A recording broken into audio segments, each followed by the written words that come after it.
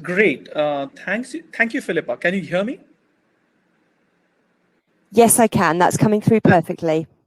Terrific. And is the first slide visible to you?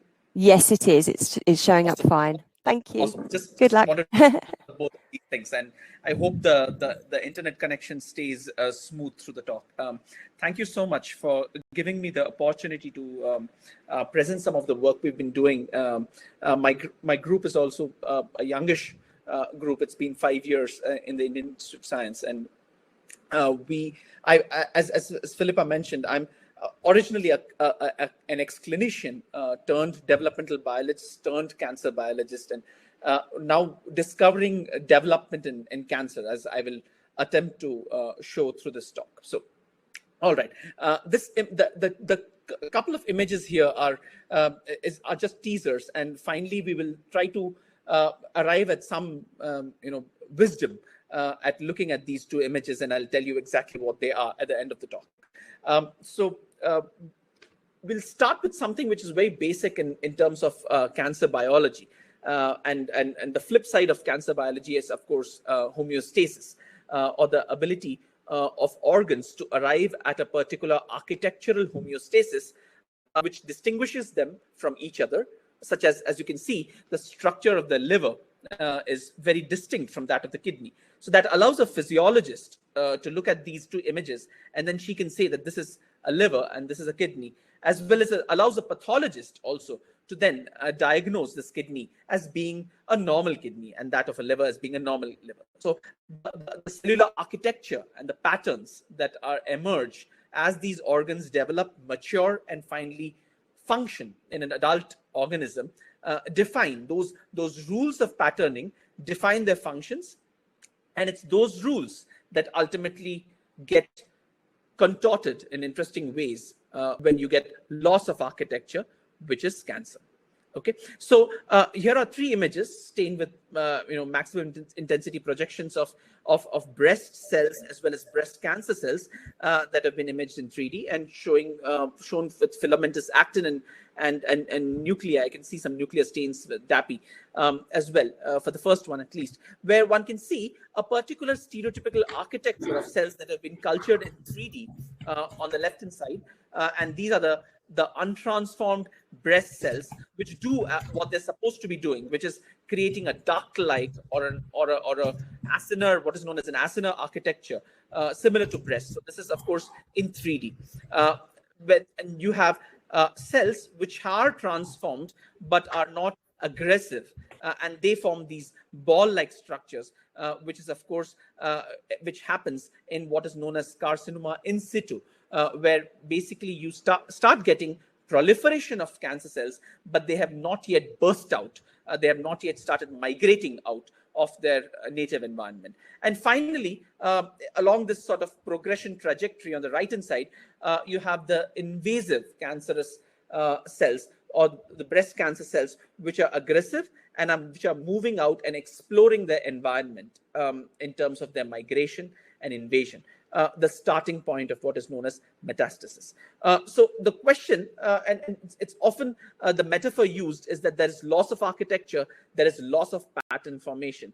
And on a philosophical level, we have asked this question, is it really loss, or is it just a transformation? Is there a complete chaotic regime of cancer cell behavior and migratory behavior, or are they following more interesting rules of pattern formation? Are they actually achieving different patterns and evolving new pattern rules in order to invade and survive within the different environments as they go through metastasis? And we try to investigate that both in breast cancer and ovarian cancer. But my talk today will be limited to discussing some of these features and framing some of these questions experimentally in the context of breast cancer. If we look at what is happening again from a cartoon point of view, what we have as the constituents of a normal breast architecture are the breast cells. A similar image to what you just saw on the left-hand side in the earlier slide, where you have breast cells surrounding a hollow lumen, where the milk would eventually collect, move through the duct, and come out through the nipple. These cells are then surrounded by this particular extracellular matrix, a very specialized extracellular matrix known as shown in black, which is laminin rich. So it's known as the basement membrane, the stereotypical constituent and instrumental for the homeostasis of most epithelial cells. Outside this particular non-fibrillar extracellular matrix, which is the basement membrane, is the fibrillar extracellular matrix, which consists of typically of type 1 collagen. So these are some of the important ingredients, some of the important constituents of the normal breast architecture. And it's this basement membrane which keeps the cells in check, keeps them quiet, or as biologists call quiescent, and allows them to function. What happens in cancer is that these cells slowly start losing what is known as their polarity. They become more circular. They start growing inwards first and fill up the cavity, which is what we saw in the non-cancerous cell behavior. Finally, they start breaking out, move into the stroma, move into the collagen, walk through the collagen, migrate out, seek blood vessels, or actually pull, in some cases, pull the blood vessels towards them. In other cases, create blood vessels. And finally, they move out and start metastasizing and traveling to other parts of the body. The entire trajectory of metastasis. So this is how breast cancer ensues in as simple terms as can be put.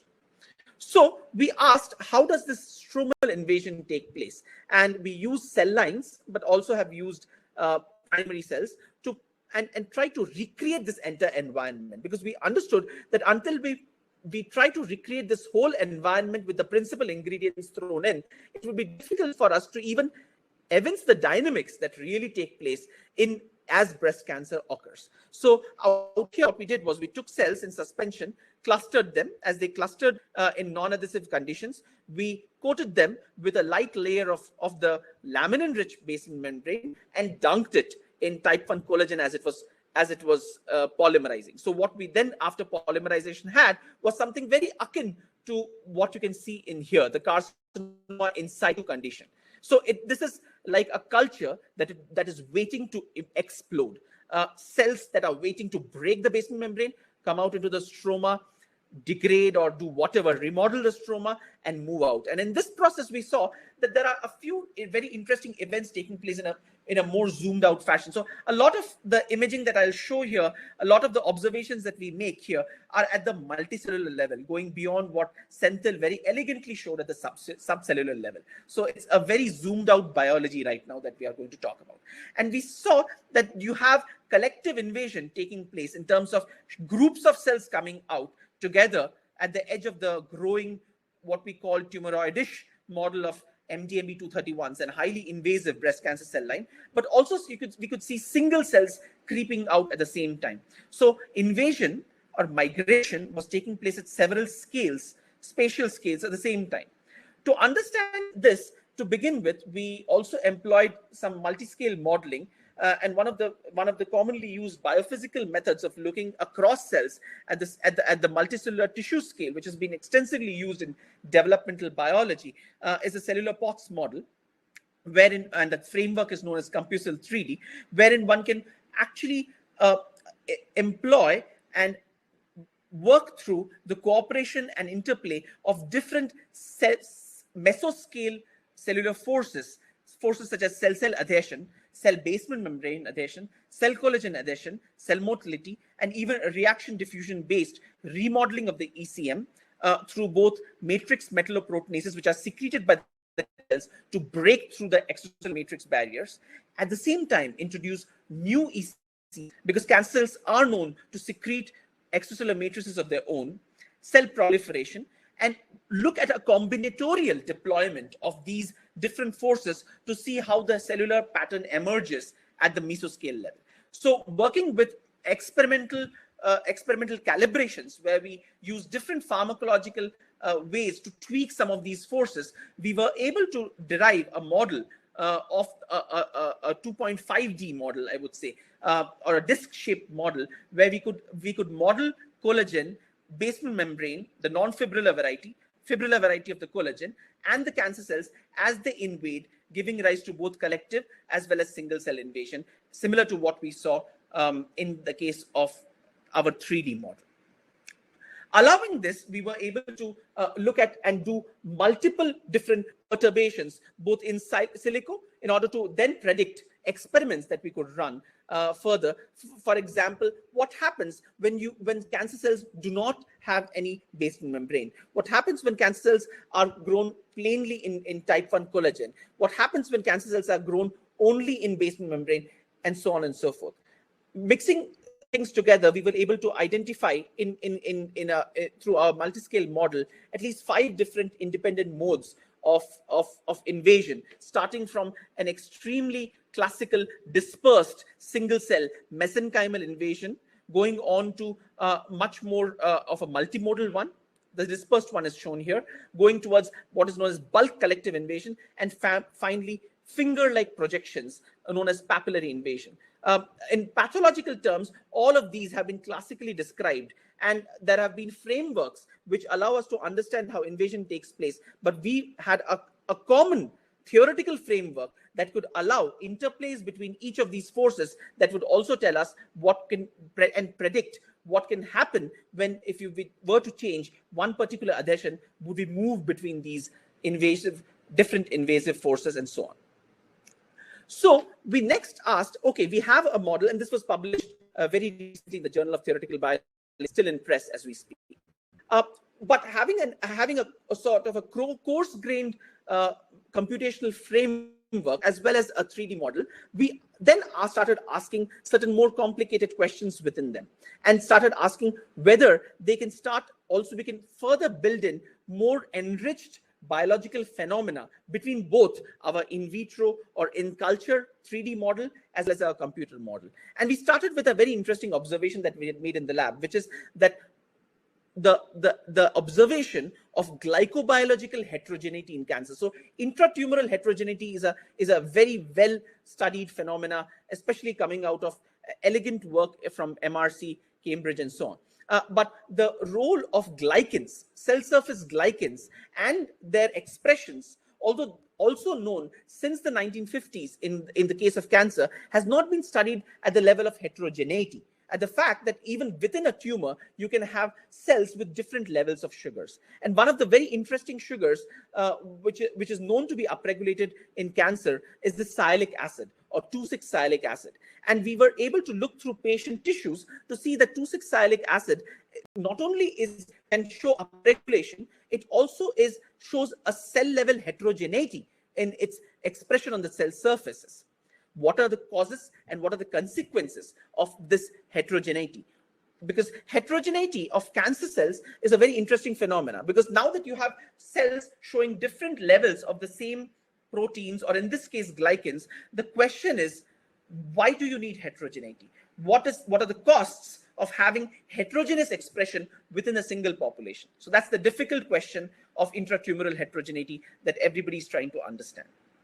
We found that in the same cell line that we had been using up until now, as well as certain other cell lines that we have tested, this particular 2,6-sialic acid on the cell surface was also showing a difference. So using flow cytometry, actually lectin-based flow cytometries, because fluorescent lectins are a very nice way of being able to tag these sugars, we found that there were 2 different populations that seemed to coexist harmoniously with each other within the cell lines. We also saw this using lectin cytochemistry. We then were able to show some very interesting features by sort of teasing them apart using the flow cytometry or using FACS sorting. We were able to show that the subline or the subpopulation, which is able to show this medium levels of sialic acid, is able to recapitulate over time, over continued passaging, even the high variety. Whereas the high sialic acid level cells or sublines were not able to replicate it. So in other words, within this heterogeneity, we found a subline or a subpopulation which had progenitory, or if we can call it, stem-like behavior, and the other one a more differentiated behavior. We saw that the subline which had the stem-like ability or the progenitory ability was also more invasive through transwell assays that are commonly employed by cancer biologists to understand whether these cells are more migratory, more invasive through the extracellular matrix. we also saw that these cells, the medium 2,6 sialic acid cells, or the medium sialic acid cells, the ones that were more stem-like, had also greater adhesion to extracellular matrix. We then input these medium populations and the high populations in our multi-matrix 3D assay. And these are the medium sialic acid cells as they are migrating out into the collagenous environment after breaking through the basement membrane. And we can see multiple cells that are now moving through this environment. On the other hand, the ones separated out, the high sialic acid cells, the non-progenitory cells, were able to invade to a lesser extent. So this was also evidenced through time-lapse video micrography, where you can see the high sialic acid cells on the left-hand side and the medium sialic acid, the progenitory ones, on the right-hand side, which are invading to a much greater extent within the collagen. You can see the multimodal style of invasion, where both the bulk is growing, at the same time single cells are escaping out into the collagen. So we were able to show that the increased invasion can be explained by faster migration velocities of the medium sialic acid cells rather than the high sialic acid cells, and that was more attributed to the single cells as they could escape out. All of these studies then led us to ask, again, going back to the cooperativity question, even if these are sorting out into the more invasive and less invasive population, why do you need the less invasive population? Why can't a cancer population be all high invasive? What is the requirement for that high sialic acid cells? So to understand that, we fluorescently labeled the two different populations and put them back together to try and look for cooperativity of some sorts. And in doing so, we again saw that when we were able to grow them together with the high sialic acid cells labeled with RFP and the medium ones with GFP or YFP, we found out that the medium cells were sorting out with respect to the high, which was present to a greater extent in the core. And this was also quantified by looking at the intercellular distances, where, of course, in the histogram, we found greater intercellular distances on an average for the high sialic acids, for the medium sialic acid cells. This led us to then go back to our model, because there was some very elegant work coming out from Peter Friedel's lab and Eric Sahai's groups in collaboration, where they were able to show that jamming and something called an unjamming transition was allowing cells to actually crowd out in a confined environment and move through spaces in a much better manner. In our computational model, which we again brought in now with the enriched sort of heterogeneity thrown in, we were able to show that the high sialic acid cells play a very key role in the invasion.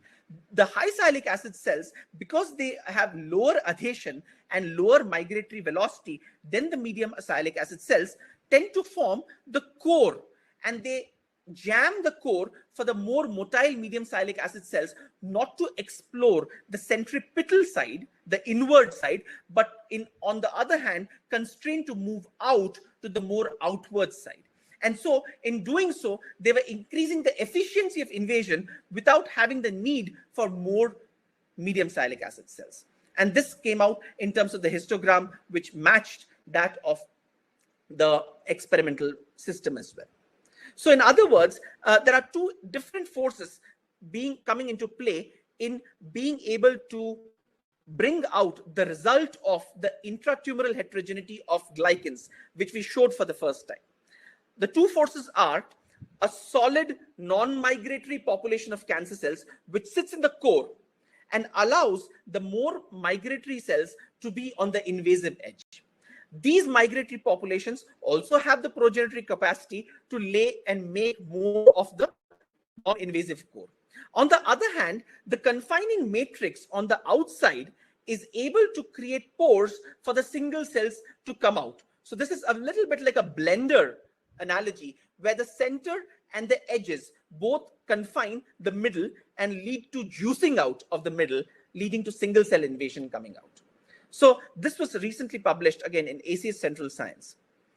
So with this, I would like to end the talk by showing how a combination of culture, cell culture, in vivo validations and multiscale modeling led us to discover some very interesting phenomena and allowing us to actually explain the reason for intratumoral heterogeneity of cell surface glycans. With that, I would like to thank my funding agencies, especially the Wellcome Trust, DBT India Alliance, the Department of Biotechnology, and the Department of Science and Technology in India, as well as my group, Dharmapalli, who was the first author of the ACS Central Science paper, did most of the work. The modeling was done by Durjay Pramanik, who's right now a PhD student in Leiden University. And with that, I would end the talk and take any questions that are. Thank you. Thank you very much, Dr. Bhat. That was really, really interesting. And I'm not a biologist, but you explained that in such a clear way that it's really easy to understand. I really found it interesting how the different cells are working together to push out the more invasive cells and make the cancer cell more efficient. We do have a couple of questions, and we've got plenty of time for questions. Yes. So the first one from Bob Hartley. Have you co-cultured with neutrophils to determine if there's a different regulation of neutrophils with both populations? That's an awesome question, Bob. And we are now looking into the sort of the immunological consequences of these sortings. We know indeed that neutrophils, as well as tumor-associated macrophages, as well as cancer-associated fibroblasts, have very different tendencies when it comes to exploring interactions with cancer cells within 3D environments. And we would be looking at all three in the context of these players. We're also looking at the proteomic profiles of these cells to understand how they might be also behaving very differently with respect to some of these players. Yes. Okay, and a question from Anat. Do you expect to see a similar effect of sialic acid in invasion patterns of cancer in different tissues other than breast? That's a very, very good question. We are looking at the role of sialic acids in ovarian cancer as well. And the reason for sort of counterposing ovarian cancer with breast cancer is because there are remarkable similarities. And then there are, of course, benefit differences when it comes to both of these two. In general, sialic acid hypersialylation or an excess expression of sialic acid is a very common feature in cancers across the board. But the idea of it having heterogeneous expression, cell-specific expression, is something that has not really been explored at all. And we were the first to kind of show that. So we would be looking at other cancers. Okay, that's really interesting. And a question from my side: if you were looking to inhibit the growth of these cancers, what cell would you want to work on the most? Would you want to work on the ones in the core of the cluster that are pushing out the more invasive cells, or do you want to work on the outside ones? You want to work on the ones inside?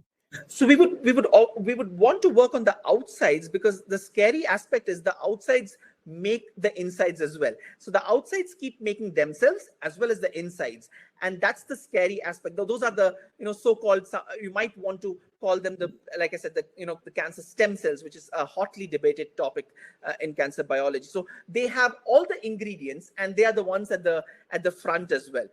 So we would like to attack them. Unfortunately, we can't use the sialic acids to attack them because they are the ones with a lower expression. So we are looking at what are the cell-specific markers for these cells which are high and which would be accessible for us to attack them with. Yeah. Understood. It's a complicated scenario, but really, really interesting talk. So do we have any further questions for Ramray in the chat? No, we don't. So obviously, Ramray will be around in the background. So if more questions come to mind, do feel free to ask them in the chat folder, and I'm sure you'll be happy to answer them offline.